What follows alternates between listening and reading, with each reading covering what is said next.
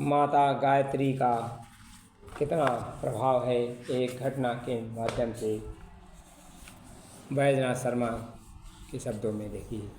घटना बहुत वर्ष पुरानी है। महाविद्यालय की 60 छात्राध्यापिकाएँ और 8-10 कार्यकर्ता माउंट आबू, अहमदाबाद, बड़ौदा, बम्बई, गोवा, अजंता, एलोरा आदि दर्शनीय स्थानों सर को देखने एक 10 दिन के शैक्षिक भ्रमण पर गए थे। 22 अक्टूबर को सभी को विद्यालय में पहुंचना था, परंतु सूर्यास्त तक कोई वापस नहीं आया। चिंता बढ़ने लगी। तरह तरह की कल्पनाएं मन में कुरेद रही थी। रात में यूं ही बीत गई। 23 अक्टूबर को सूर्य उदय होकर अस्त हो गया।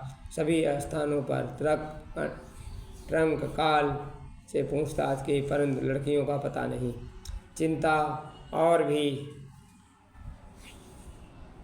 अधिक बढ़ने लगी। हर स्मरण के अतिरिक्त कोई रास्ता दिखाई नहीं पड़ा।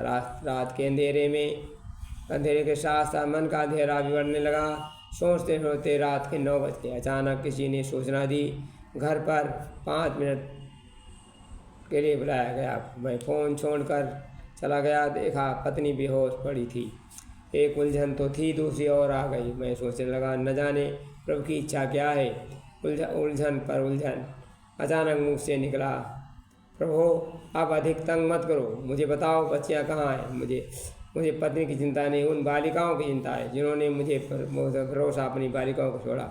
मैं उन्हें क्या उत्तर दूंगा। ऐसा कहते ही पत्नी उसी मूर्छा में हाल बोली, चिंता मत करो, कल से खाना नहीं खाया, खा लो। जिन बालिकाओं के लिए इतना चिंतित हो वे सुरक्षित हैं। गुजरात राज्य के पास रात के 12 बजे एक बस घाटी में गिर गई थी। बस को उसी पेड़ के सहारे रोककर सबको बचा लिया गया है। बस को कुछ भी ध्यान नहीं हुए और लड़कियां भी सुरक्षित हैं। जा, चिंता छोड़, खाना खा ले। आवाज़ पत्नी की नहीं और किसी और की थी। किसकी थी मैं आज तक नहीं समझ पाया।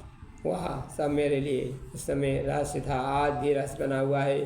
किसी अज्ञात शक्ति द्वारा इतना विश्वास दिलाने पर मैं खाना न खा सका। पुनः फ़ोन करके जाकर उसी चिंता में बैठ गया। ठीक 10 मिनट बाद 3 लड़कियां आईं, फोट पर रोने लगी। उनकी हिचकियाँ बंद गई। किसी अज्ञात आशंका के भय से मैं और भी भयभीत हो गया और उन्होंने सांत्वना दी। पूछा क्या होगा। वह बताने लगी। हम सुनने लगे, परंतु ये सब बातें औरों के लिए नहीं होते भी मेरे लिए पुरानी पड़ चुकी थी। वो सब कुछ वही था जो 10 मिनट को सुन चुका था। वही बातें। एक बात नई अवश्य थी, वह यह कि उस घाटी में गिरकर आज तक कोई जीवित नहीं बचा था। समता या चमत्कार था कि सभी लड़कियां बस पूरी सुरक्षित थी। इससे भी बड़ा चमत्कार था कि जिस पेड़ के सहारे बस रुकी थी वह बहुत बड़ा वृक्ष नहीं, एक झाड़ी न सकती थी। सभी बचाने हेतु 4 साल से उस स्थान पर मौन साधना में लीन थी। जो इन सभी को जाने के लिए 4 घटना घटित हो गई। विचार अभी चालू रहेगा। उस अज्ञात शक्ति कौन थी। गीता के कर्मयोग, ईश्वर की श्रद्धा रहकर शुद्ध मन से हम अपना कार्य करते रहे। यदि हमारी आस्था टूट है तो निश्चित निर्विकार शक्ति हमारी आस्था इस प्रकार हमारी सहायता करती है। हमें चिंता नहीं उन्हें चिंता हमारी है। हमारी नाव के रक्षक सुदर्शन चक्रधारी है।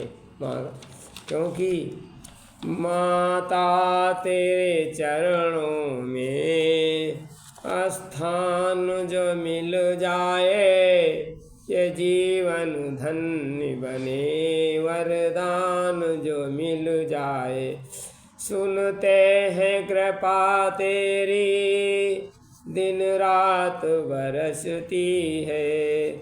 श्रद्धालु ही पाते हैं, दुनिया तो तरसती है। एक बूंद मुझे दो माँ, किस्मत ही बदल जाए। माता तेरे चरणों में स्थान जो मिल जाए, ये जीवन धन्य बने, वरदान जो मिल जाए। माँ के चरणों में तू नित ध्यान लगाया कर। पाना है मोक्ष अगर उसमें खो जाया कर।